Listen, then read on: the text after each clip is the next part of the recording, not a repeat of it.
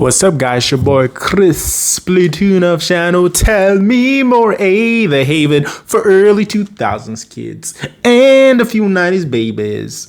Okay, thank you guys for watching this video. Thank you for liking, subbing, commenting. I appreciate it very, very much. And today we will be talking about Blue Dragon, the way to the party. Well, I think it's awakening, one of the two. The party set free. We are unstoppable. Together, something. I forgot the song.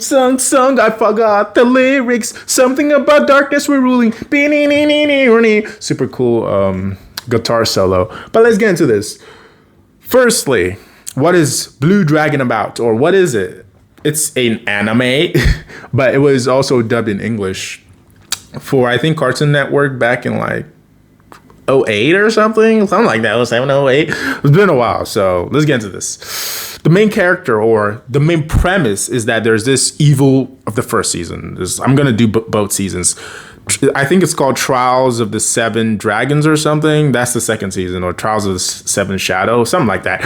But the first season is about this man named Nene, or this weird purple-looking piccolo named Nene, who's going around kidnapping people's kids. He's basically doing what Robotnik does, but his thing is that he takes their fears and nightmares and fuels his power and stuff, and that's his plan to like take over the world. I don't know. Look, I don't know how they come up with this stuff, but that's what they came up with as the main bad guy. Also, it was a game before, so this is an adaptation of a game. There's also a manga which I read, but it's like not even that adapted. It's more like a loose adaptation. The main character is not in it. But yeah, main characters is Shu. He's the guy we go through. He's like a dumb kid and stuff that is in a village called Tulsa Village. That's where he's from. Him and his friend Kluk used to live there, and he had his dream of becoming like a night master, which is essentially a knight and stuff. Then some chick named Zola pulls up at his village and stuff with another kid named Jiro. They get attacked, or their village, I should say, gets attacked by Nene's forces, which is called Grand Kingdom, not Grand Kingdom, Gran, just Grand Kingdom. And they are the ones who he's using the whole, using kids' nightmares to fuel his machines. And the world setting, I should get into this real quick. The world setting is like a medieval mecha type thing, so it fuses magic and magic fantasy and sci-fi fantasy, medieval fantasy and sci-fi fantasy meshed and married together. And the artist of it is Akira Toriyama, none other than the GOAT. But yeah, and yes, I think he is the GOAT. He may not be the best at everything, but he's the best at most of the things, and especially his art style is amazing. But enough glazing him. I just explained Jiro, Shu, Zola. Then they meet up with their dude named Marumaru. The next person is Bouquet. And those are the core characters we follow. Each of them have shadows. And it took me like 3 minutes to get into this. But shadows are the thing that, it's your shadow, but it's also like a summon in a way. You summon your shadow pulls up and starts beating stuff. Shu has the Blue Dragon, hence the show's name is Blue Dragon. Jiro has Minotaur. The show is the name Minotaur. Zola has Kilobat, and Marumaru has, and he's like I should explain what he is. He's called a Devi. I don't know what he is. I think he's like an imp or something, or some type of elf, I guess. A yellow elf-looking dude with like a button nose. But he has Saber Tiger, which is like a tiger with giant arms and rings and stuff. Bouquet, she's the second girl of the group. Her ghost. Her shadow is Hippopotamus, and she's there. She's not a fighter like that. And Kluk, his friend, she also has a shadow called Phoenix. She's Shu's childhood friend. I heard that Jiro and Shu are like all best friends in the game, but I didn't play the game, so I can't really give you that backstory. It's entirely different. But yeah, they're a part of a group called the Seven Warriors of Light. Is it 7 or 6? Hold on real quick, guys. Yeah, it's the Seven Warriors of Light, because I was accidentally counting Zola. She's not really part of the group or part of the legend, but she has her own shadow and stuff, and a lot of stuff happens with her. I don't want to spoil it, but just a lot of stuff. The abilities they have, I guess, the specific abilities. Bouquet can go invisible and transform with her hippopotamus. Marumaru is the fastest with a saber tiger. Jiro is supposed to be the strongest and stuff, but I don't know. It seems to me she was like the strongest. So there you go. Zola is the most skilled with her Kilobat. And Klug has healing and teleporting powers, I'm pretty sure, with her Phoenix.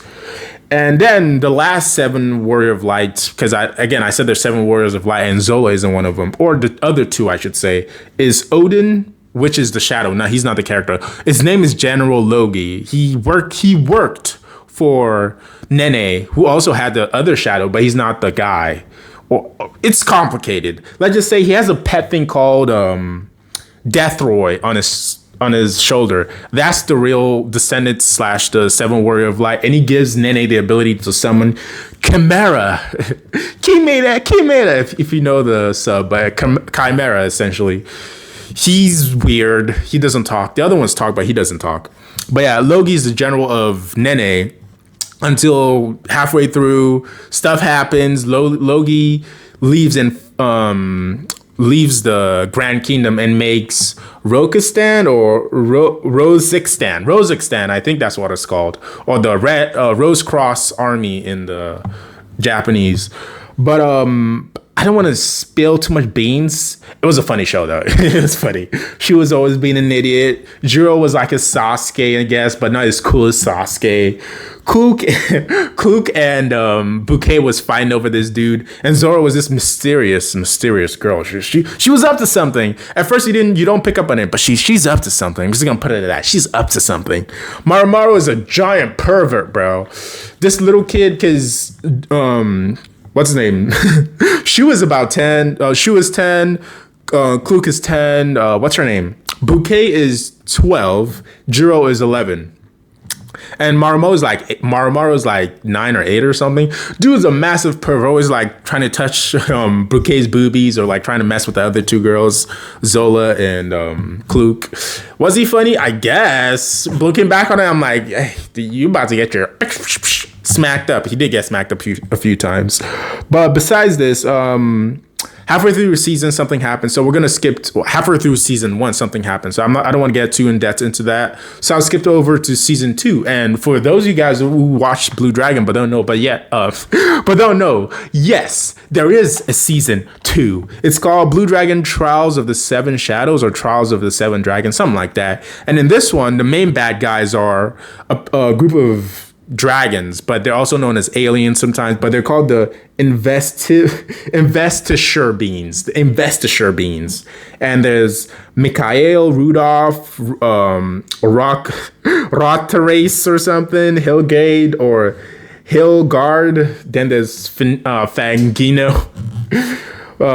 That by that order is red, yellow, white, and green and pink dragon. They're dragons, similar to Blue Dragon, but also different. So it's like, are they shadows or not shadows? Never really got fully explained, but rumors is that Blue Dragon was originally one of them, but he got turned into a shadow or something. And the shadow is called, the reason they're shadows because of the great darkness and the light and stuff, that type of thing. I don't want to get into that part. That's like too much lore drop, and I'm running on 8 minutes of time, so I gotta keep it snappy and stuff. Oh yeah, and there's in this season 2, another main character joins, and his name is Noi. Yeah, Noi. He's a gray dragon. He's the one who, because at the end of the previous season, something happens. I don't want to get into it. I don't want to ruin it because I give a lot of spoilers type, but I'm going to spoil. I don't care. They lose their powers. So he comes back, gives them the powers, and bam, up to the races again. A cool character was Conrad. He was like the actual Night Master / Knights of a kingdom called Jabral. They got I'm pretty sure they got destroyed by by Nene's kingdom, the Grand Kingdom. He has an advisor or something named Legolas, and this dude is literally Mr. Hercule.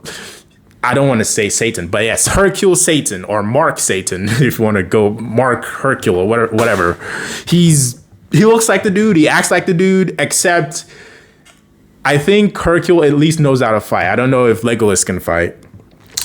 But yeah, is there anything else I want to say about this?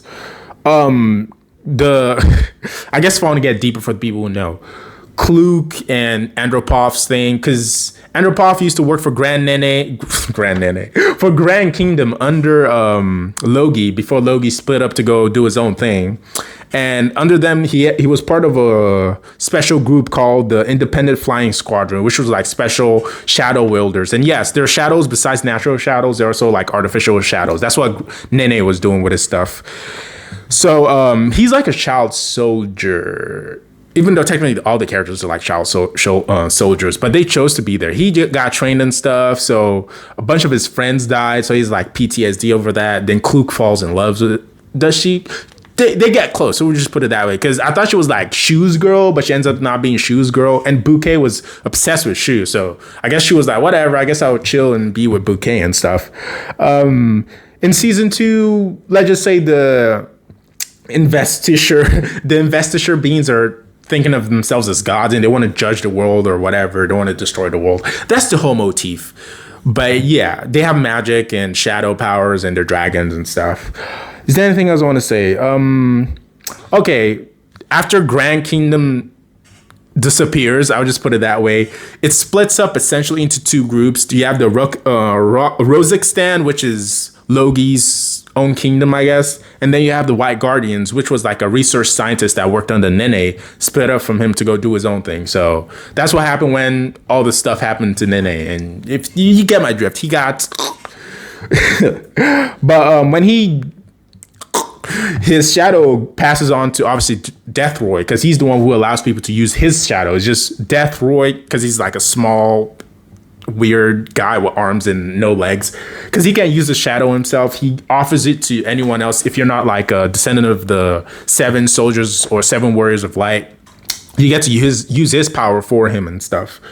Her name is Delphinium. I think that's her name, pretty sure. Delphinium rescues him, becomes the new controller of Chimera, and goes on from there. Surprisingly, I think Nene was super OP for no reason. I don't know why. Like, if he stayed, he probably could have fought the investive beings, or investiture beings, I should say. And what happened with Zola, I don't know. There's a reason she had to get him out the way. I'll just put it that way. But this show was an awesome show.